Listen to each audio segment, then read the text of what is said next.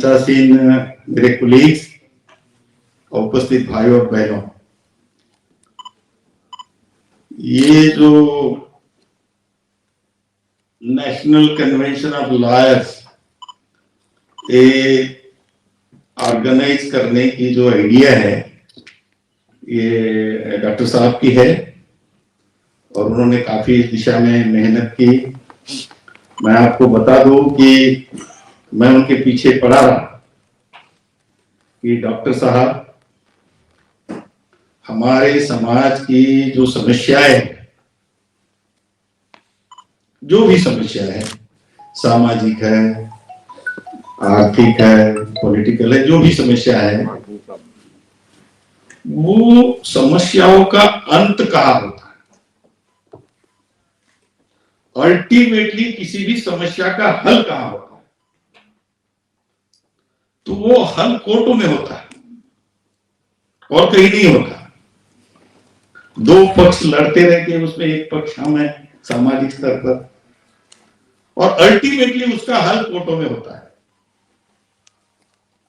तो जब ऐसा है, और मोस्टली हमारा समाज जो है देहातों में है। अब हम कुछ लोग शहरों में आए हुए हैं, शहरों में भी हमारी समस्या है। हमने देखा कि हमारी मूलभूत समस्याएं जो है दो एजेंसी के साथ है। अगर हम ग्रास रूट में जाते हैं, वो दो एजेंसी ये है, एक तो डिस्ट्रिक्ट एडमिनिस्ट्रेशन है, उसके साथ है हमारा हर व्यक्ति डिस्ट्रिक्ट एडमिनिस्ट्रेशन से जुड़ा हुआ है। और देखा ये गया कि डिस्ट्रिक्ट एडमिनिस्ट्रेशन में फिर उसके तहसील लेवल पे हो, और भी अगर सीईओ की पोस्ट होती है, जिला परिषद की, हर जगह हमारे आदमी को न्याय नहीं मिलता। डिस्ट्रिक्ट एडमिनिस्ट्रेशन में ये समस्या है। दूसरी एजेंसी है जिसमें हमारे साथ हमें जो न्याय मिलना चाहिए, न्याय की गुहार हम लगाते हैं, तो वो है पुलिस एडमिनिस्ट्रेशन। और ये नीचे से लेके, गांव से लेके शहर तक और राष्ट्रीय स्तर तक ये समस्या हमारी बनी हुई है। तो मैं उनसे पीछे पड़ा रहा कि डॉक्टर साहब ये विंग, लीगल विंग हमारा होना जरूरी है। अगर हम अपने समाज को कुछ राहत दिलाना चाहते हैं तो हमारा लीगल विंग होना बहुत जरूरी है। और अल्टीमेटली उन्होंने इस बात को बहुत सीरियसली लिया, जैसे वो कह रहे थे, और ये बात सही है कि उन्होंने मतलब every Saturday, Sunday and holiday लगाकर लीगल विंग की राज्य कार्यों का गठन किया। हम आज अपेक्षा कर रहे थे कि जितने भी राज्यों में उन्होंने राज्य कार्यों का गठन किया, वो सब साथी यहाँ आएंगे और आपके साथ अपने एक अलग किस्म का एक प्रोग्राम होगा। ऐसी मेरी एक अपेक्षा थी कि क्या समस्याएं उनके पास आती है समाज की, वो कैसे हैंडल करते हैं, वो अपने अपने लेवल पे आके अपने जो अनुभव है वो यहाँ रखेंगे। लेकिन जैसे आप देख रहे हैं कि दिल्ली सरकार ने ये हर सैटरडे संडे मेरा ख्याल है उन्होंने बंद रखा है कोरोना की वजह से। तो इसलिए भी ये कार्यक्रम है। डॉक्टर साहब ने मुझसे बात की कि डॉक्टर साहब ये ऐसा है कि सैटरडे संडे तो ये समस्या है, तो मंडे कर लेते। तो ठीक है। सबसे बड़ी ये जो इशू है, आप प्रियम्बल में चले जाइए,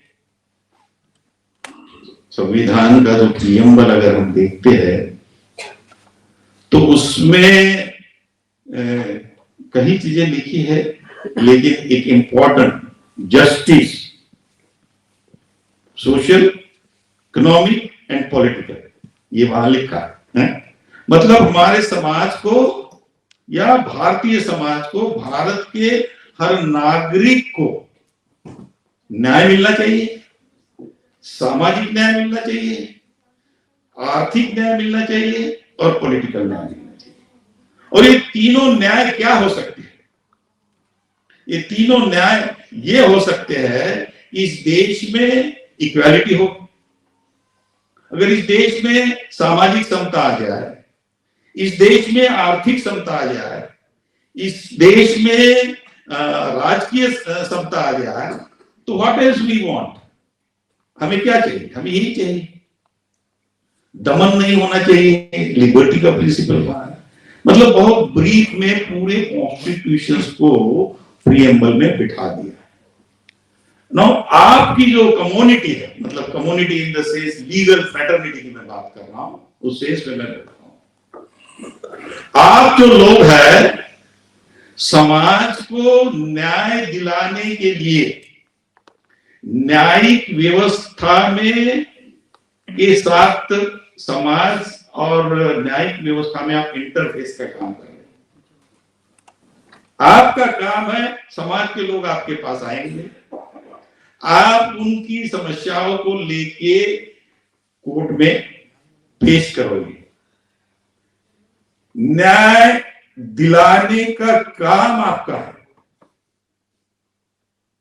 उसके लिए पूरी पुरजोर कोशिश, न्याय दिलाने के लिए पुरजोर कोशिश करने का काम आपका, न्याय देने का काम आपका है या नहीं है? न्याय देने का काम नहीं है, जैसे डॉक्टर साहब ने कहा, इवन किसी को गारंटी, क्योंकि वो जो जज बैठा है वो डिसाइड करेगा। आपने अपनी दलीलें पूरी रखी उनके सामने,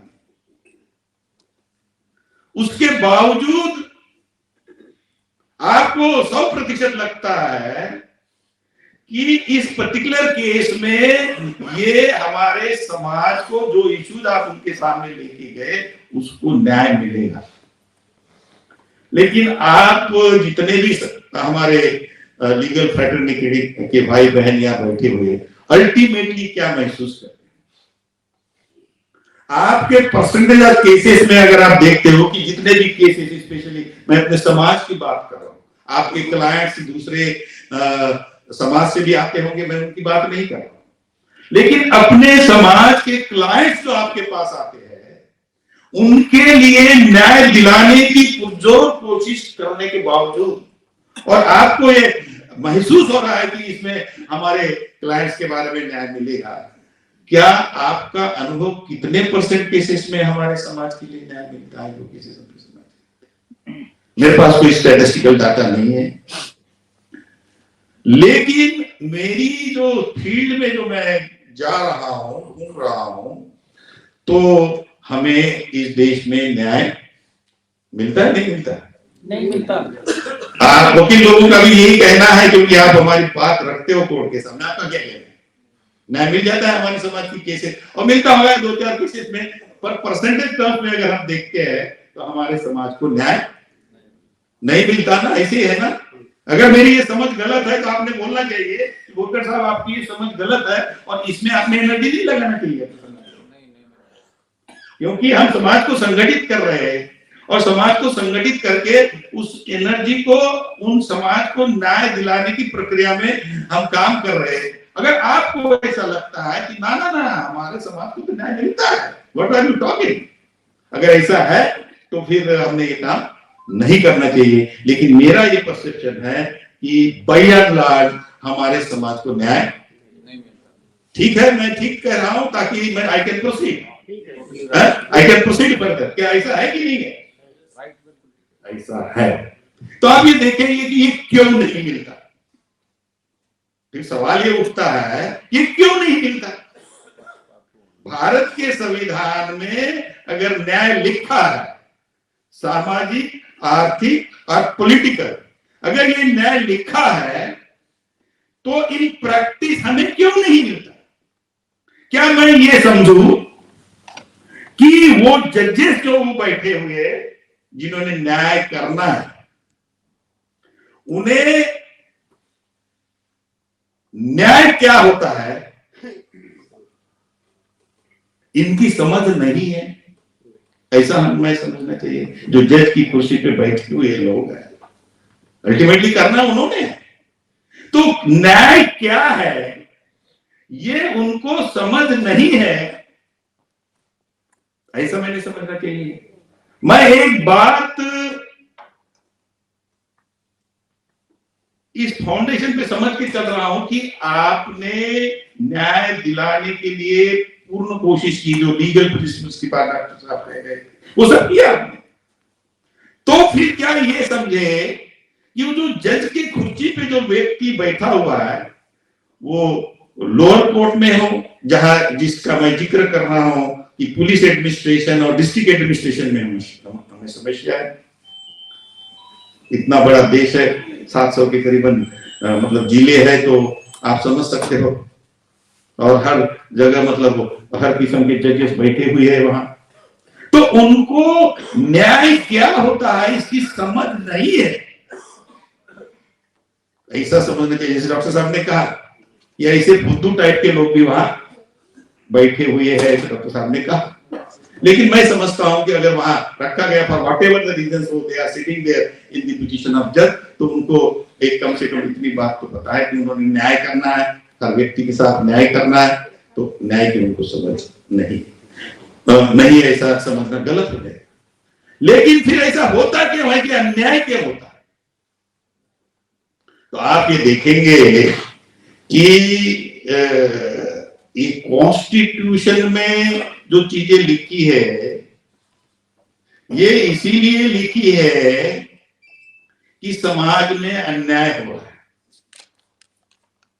ये शब्द जो न्याय है ये मीनिंग कहां से निकाल रहा है? ये शब्द मीनिंगफुल कब हो रहा है? ये शब्द तब मीनिंगफुल हो रहा है क्योंकि समाज में अन्याय है। और प्रिसाइजली कॉन्स्टिट्यूशनल मेकर्स जो है उन्होंने इसलिए किसी भी राष्ट्र का जो संविधान लिखा जाता है तो फर्स्ट एंड फॉरमोस्ट थिंग वो जो है उसका सोशियो इकोनॉमिक पॉलिटिकल कल्चरल जो समाज की जो स्थिति है उसका अध्ययन करना किसी भी कॉन्स्टिट्यूशनल मेकर्स को ये करना पड़ता है। और उसमें ये एलिमेंट्स आते हैं, यहाँ अन्याय है, यहाँ इनइक्वालिटी है, यहाँ दमन हो रहा है, और इसके खिलाफ में ये शब्द कैरी करते हैं न्याय।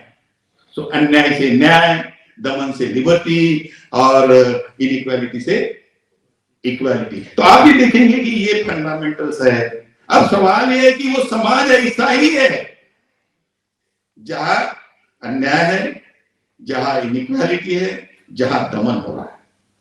और ये ड्यूटी कॉन्स्टिट्यूशन ने ये जो 3 संस्थाएं बनाई उस पर ये लगाई है कि हर व्यक्ति के साथ न्याय करने के लिए आपने इनके हित में कानून बनाना चाहिए, इनके हित में उन कानूनों को लागू करना चाहिए, और इनके हित में वो जो भी ऑर्डर स्टेट के होते हैं उसको एडजुडिकेट करना चाहिए। लेकिन वो ऐसा नहीं करते। कानून रिफॉर्मर्स की चीज ले लीजिए, या हमारे जो लीगल जो आज उन्होंने कोड बनाया, 4 बना दिए। बहुत सारे बाबा साहब ने अपने समय में 1942 में जब वो लॉ मिनिस्टर थे तो उन्होंने कई कानून बनाए थे वेलफेयर से संबंधित, लेबर वेलफेयर से संबंधित, लेकिन वो खत्म कर दिए। सवाल ये उठता है कि ये ऐसा क्यों हुआ है?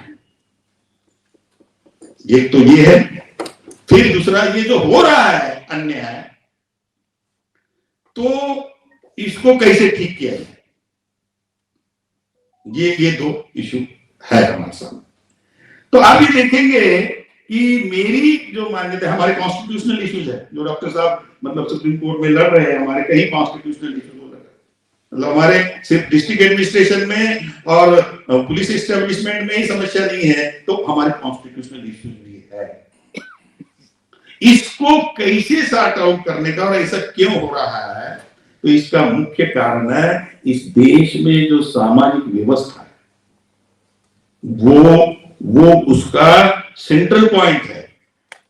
ये जो सामाजिक व्यवस्था जो है ये अन्याय पर आधारित है, ये गैरबराबरी पर आधारित है, ये लोगों का दमन करने में विश्वास करती है। ऐसी वो सामाजिक व्यवस्था है, और ऐसी सामाजिक व्यवस्था होने की वजह से ये चीजें हो गई।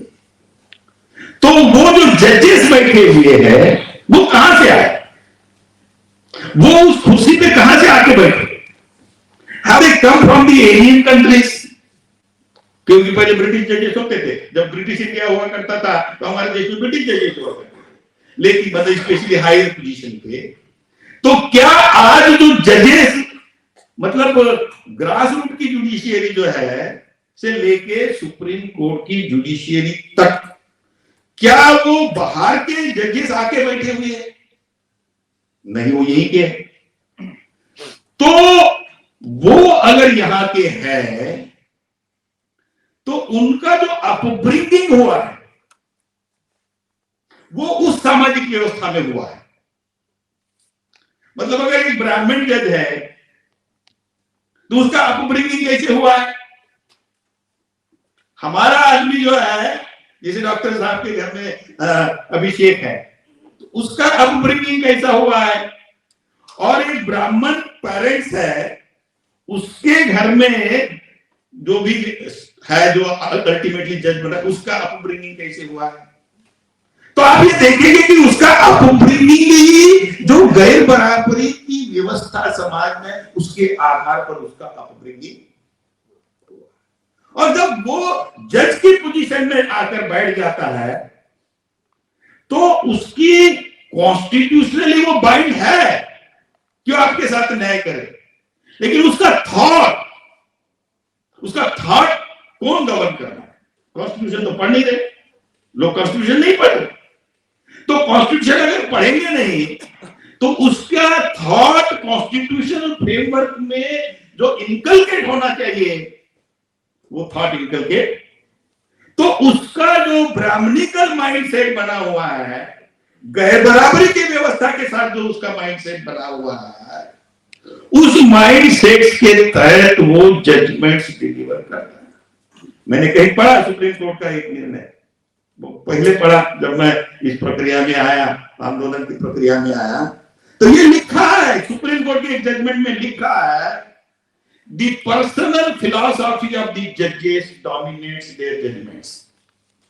मतलब जजेस की जो पर्सनल फिलॉसफी ऑफ लाइफ है, होना क्या चाहिए उसकी पर्सनल फिलॉसफी? उसकी personal philosophy must be a constitutional philosophy, लेकिन उसकी पर्सनल फिलॉसफी ऑफ लाइफ जो है that is governed by his religion. तो ये एक इशू है। वो कास्ट के दायरे में सोचते हैं, वो धर्म के बारे में सोचते हैं, और इसलिए आप देखेंगे कि अल्टीमेटली जो हमारे लोगों के साथ जो न्याय होना चाहिए वो न्याय होते हुए नहीं। अब हम क्या चाहते हैं? क्या हम ऐसा ही चाहते कि हमारे लोगों के साथ न्याय नहीं हो? मेरा ख्याल है हम सब चाहते हैं कि हमारे लोगों के साथ न्याय हो, और न्याय अल्टीमेटली कोर्ट में मिलेगा, अल्टीमेटली वहां मिलेगा। निचले स्तर पे किसी का काम हो गया, ठीक है, हो गया, नहीं हुआ तो ultimate fight and adjudication court में होगा, और अल्टीमेटली सुप्रीम कोर्ट में होगा। तो कैसे होगा? If you are not sitting there, if you are not the judges of the different court, and if you are not the judges of the high courts and the supreme court, how do you expect a justice from them? That is my point. उनसे कैसे आप न्याय दिला सकते? उसका mindset अलग है। क्या करना होगा?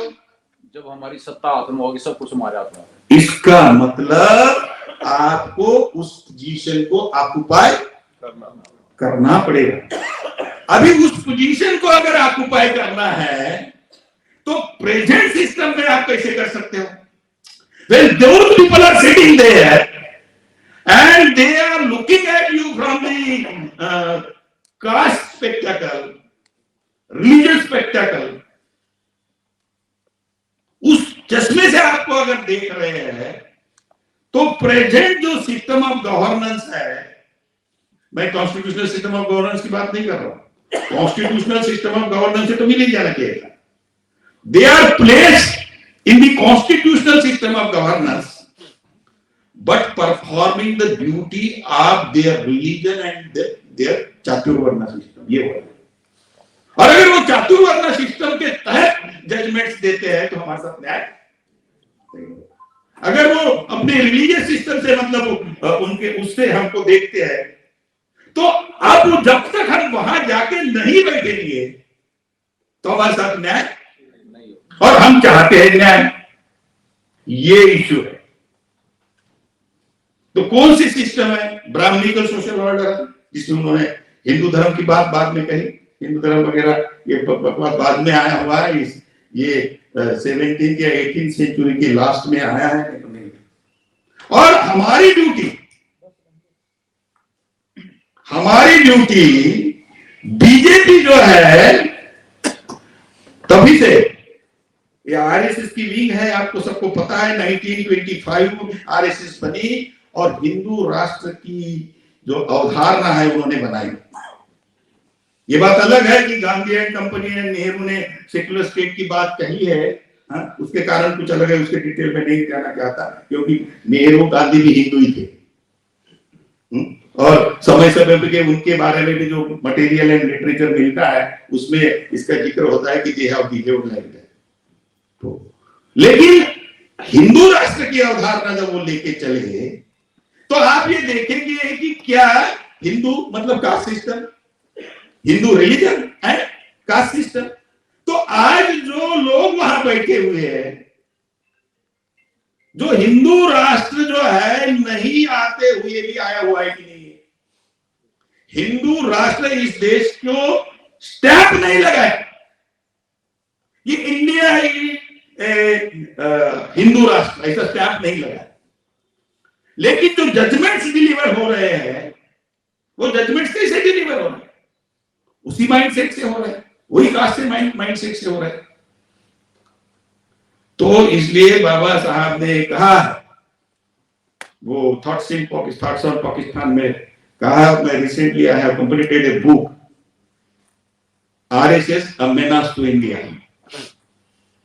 वो एजी नुरानी की किताब है, I have completed, I have read it. और उसने पहले पेज पे बाबा साहब को कोट किया।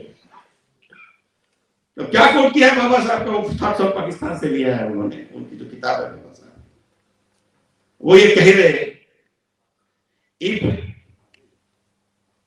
हिंदू राष्ट्र becomes a reality,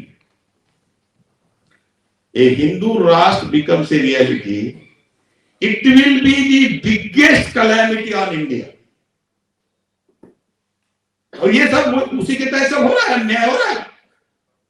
इसका मतलब जो है हमारे सामने जिनको चैलेंज करना,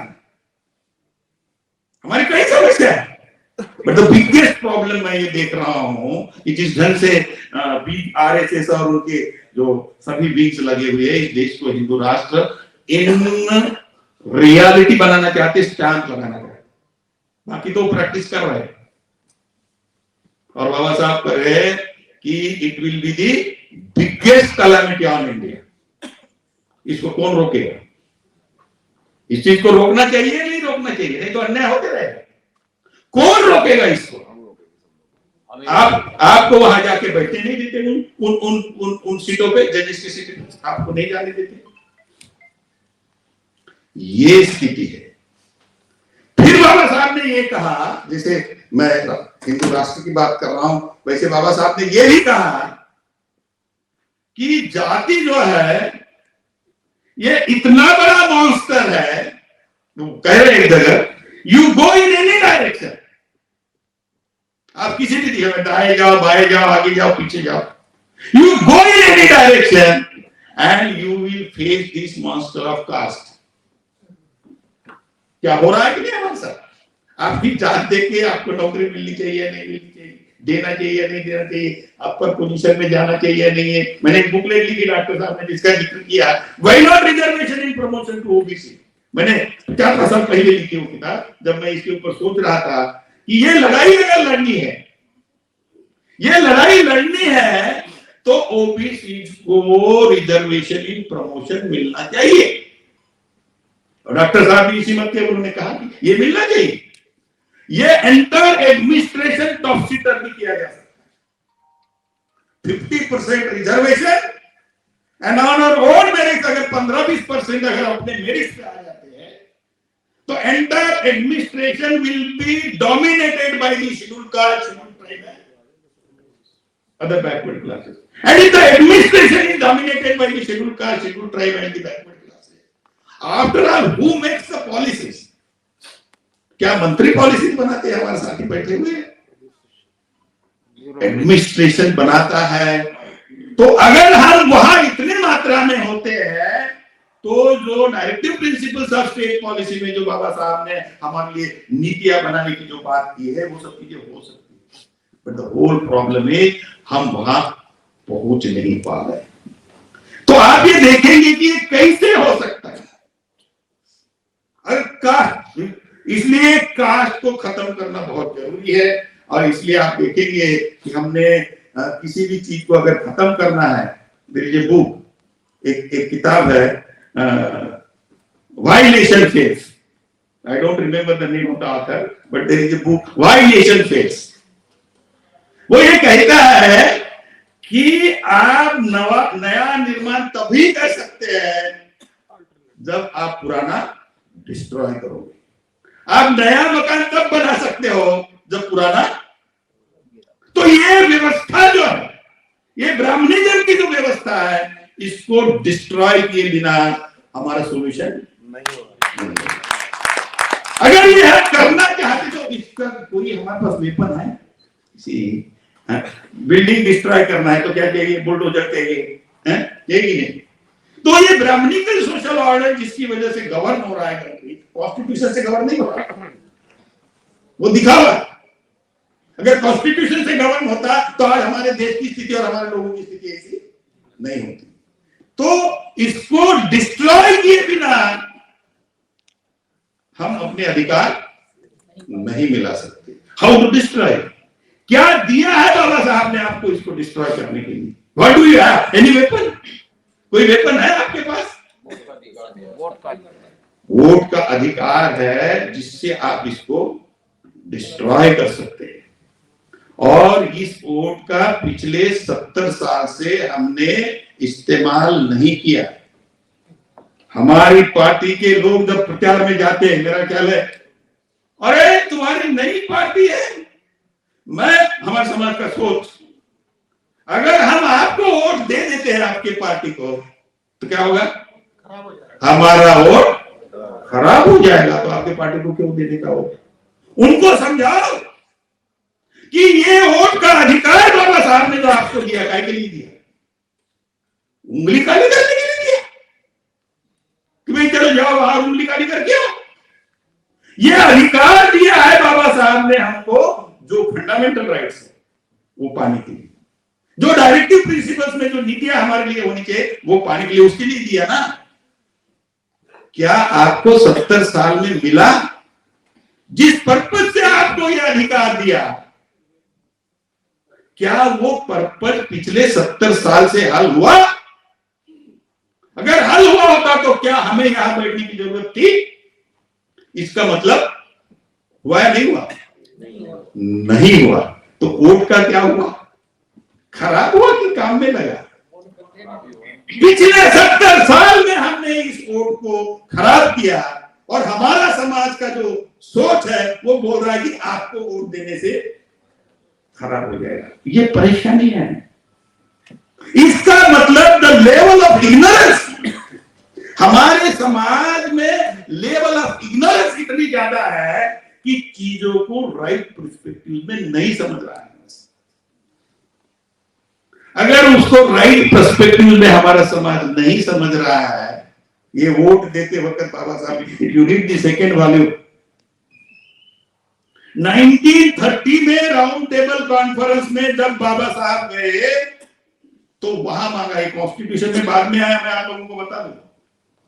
1930 में बाबा साहब राउंड टेबल कॉन्फ्रेंस में गए, वहां उन्होंने एडल्ट फ्रेंचाइज की बात की है और वहां यह भी लिखा कि अगर इंडिया में एडल्ट फ्रेंचाइज नहीं होता तो पावर ट्रांसफर का कोई मतलब नहीं है। ये लिखा है उन्होंने। ये पावर ट्रांसफर हो जाएगा, ब्राह्मणों के हाथ में जाएगा, हमें कुछ नहीं मिलेगा। अब सवाल यह है कि वो एडल्ट फ्रेंचाइज मिला और समस्या जैसे कि वैसे ही वहां ये नहीं कहा गया जब बाबा साहब ने वहां ब्रिटिश पार्लियामेंट में जब चर्चा चली या जो कमेटी बनाई थी second government of India act बनाने के लिए जो कमेटी बनाई गई थी, तो उस कमेटी में बाबा साहब का मैक्सिमम पार्टिसिपेशन है जो मैंने पढ़ा। तो उसमें जो कांग्रेस के लोगों की जो दलीलें थी, उनका ये कहना था कि ये एडल फ्रेंचाइज की आप बात कर रहे हो, ये अनपढ़ गवार लोग हैं, ये अनपढ़ गवार लोगों को अगर वोट का अधिकार दे भी दिया तो इनको तो समझ ही नहीं क्या होगा।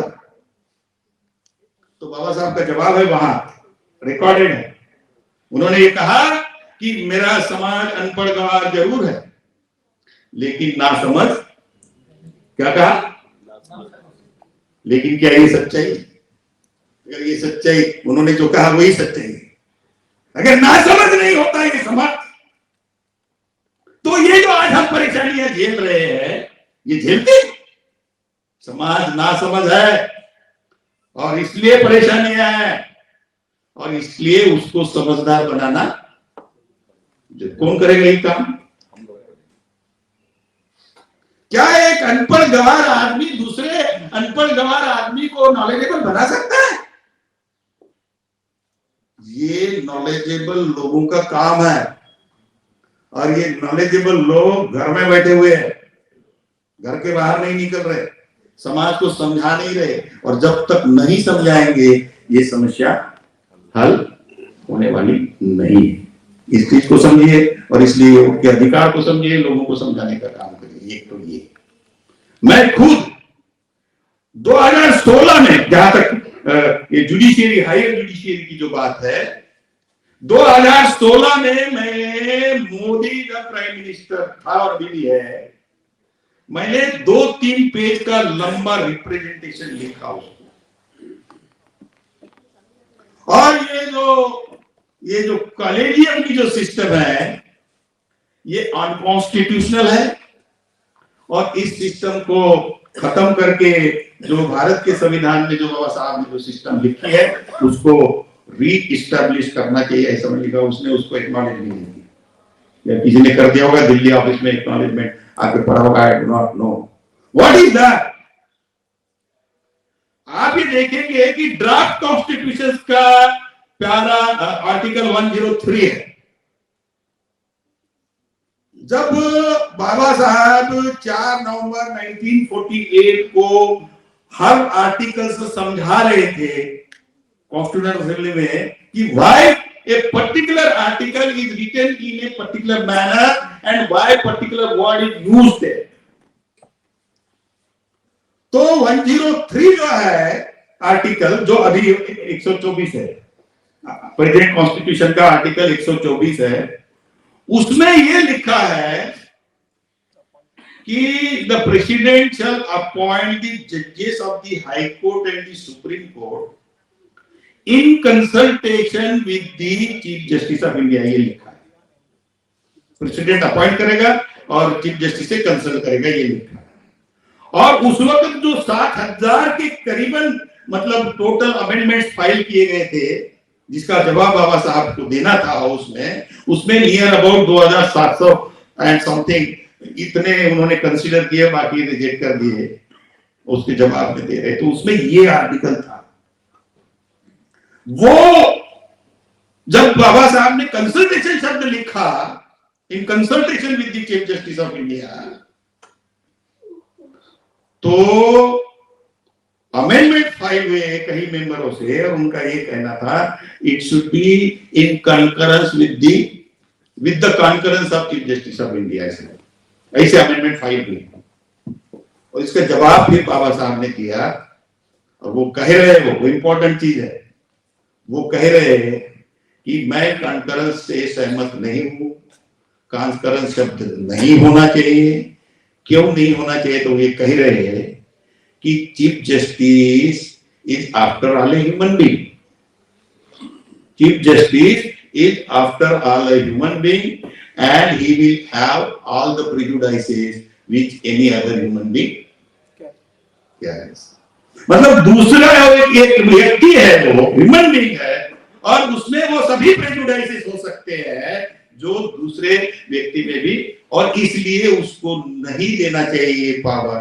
कॉन्करेंस मतलब उसकी सहमति से नहीं होना चाहिए, सिर्फ कंसल्टेशन होना चाहिए। ये बाबा साहब ने वो लिखा। अब सवाल ये उठता है कि क्या कंकरेंस शब्द कॉन्स्टिट्यूएंट असेंबली में रिजेक्ट होने के बाद क्या इसका कंसल्टेशन शब्द का फिर से इंटरप्रिटेशन करना चाहिए? क्या ये पावर दी है जुडिशियरी को? जुडिशियरी को कितना पावर दिया संविधान ने? संविधान ने जुडिशियरी को पावर दिया है कॉन्स्टिट्यूशन का इंटरप्रिटेशन करना, भिन्न भिन्न जो कानून है उनका इंटरप्रिटेशन करना। लेकिन जो शब्द कॉन्स्टिट्यूएंट असेंबली ने रिजेक्ट कर दिया, कंकरेंस शब्द रिजेक्ट कर दिया, तब भी ये जो जुडिशियरी है, इंडियन जुडिशियरी है, ये कंसल्टेशन शब्द का इंटरप्रिटेशन कॉन्करेंस किया कि नहीं किया? वो फर्स्ट एडवोकेट आंद्रे का केस में किया ना उन्होंने। क्या ये सुप्रीम कोर्ट के जजेस को समझ नहीं है, ऐसा हमने समझना चाहिए? नरवाल साहब, ये सुप्रीम कोर्ट के जो जजेस है, हम तो वकील नहीं है ना हम कानून पढ़े हैं, हम तो ऐसे ही है इनके जैसे ही। लेकिन क्या उनको समझ नहीं है क्या संविधान की? फिर वो कंसल्टेशन शब्द का इंटरप्रिटेशन कॉन्करेंस क्यों कर रहे हैं? इसलिए कर रहे हैं कि पावर उनको अपने हाथ में रखना चाहते। जो अवेकनिंग मूल निवासी बहुजन समाज में हम ला रहे हैं, इससे क्या होगा? There will be a day in the life of our community. They will become the rulers of this country.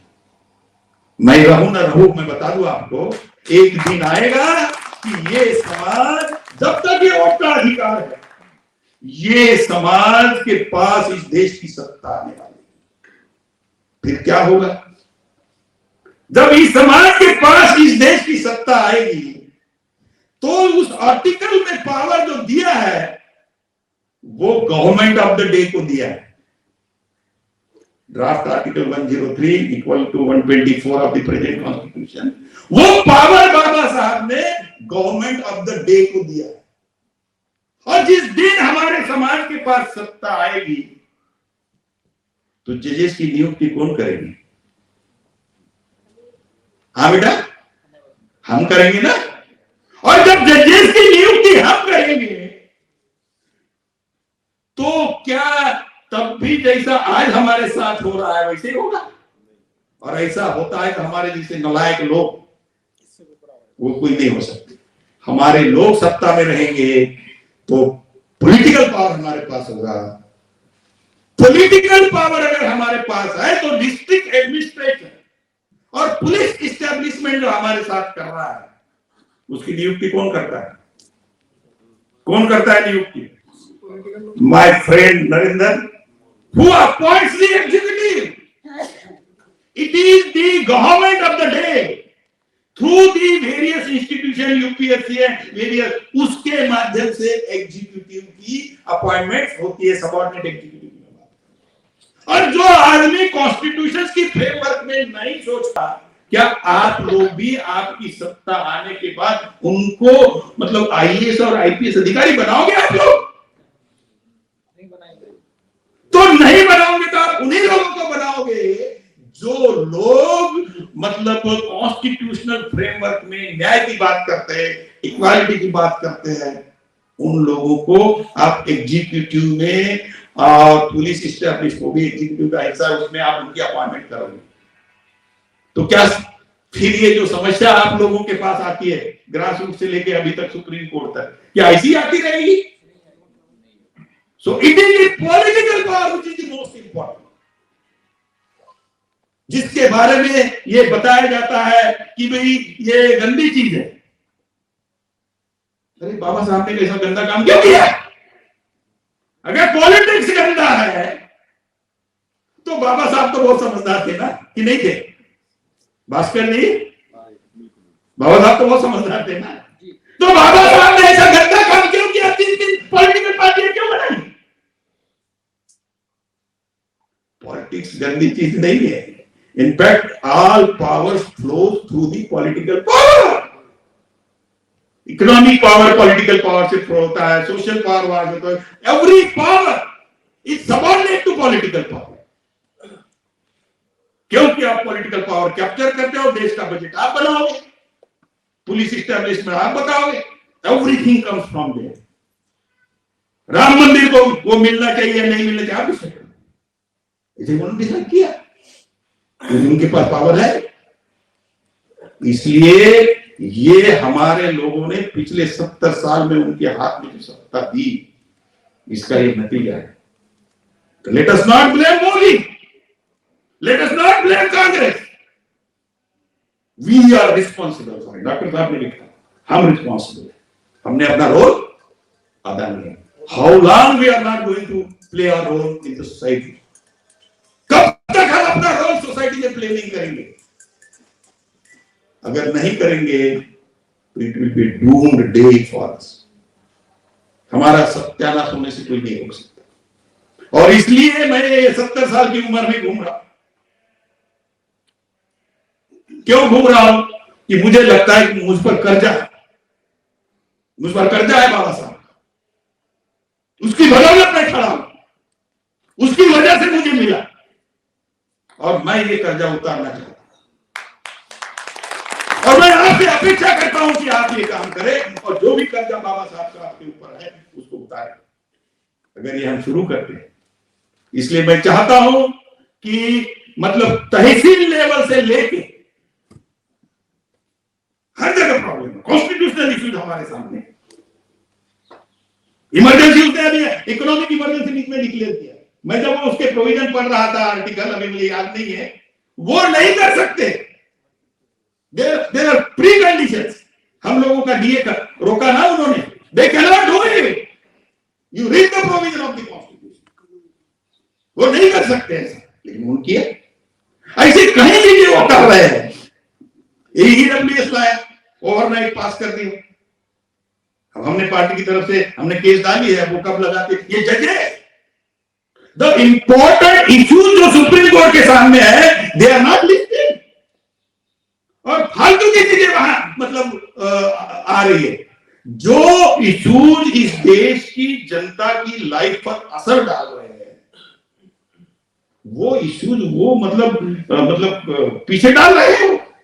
ऐसा क्यों कर रहे हैं जजेस? ऐसा क्यों कर रहे हैं? और फालतू कल कुछ हो जाए, किसी ने किसी को गाली दी, इमीडिएटली सुप्रीम कोर्ट में जाके उसका पिटीशन लगता है और उसको बेल देना चाहिए, ये होता है। और जो हमारे समाज से संबंधित जो इश्यू है, ये सब एक सोची समझी साजिश के तहत हो रहा है।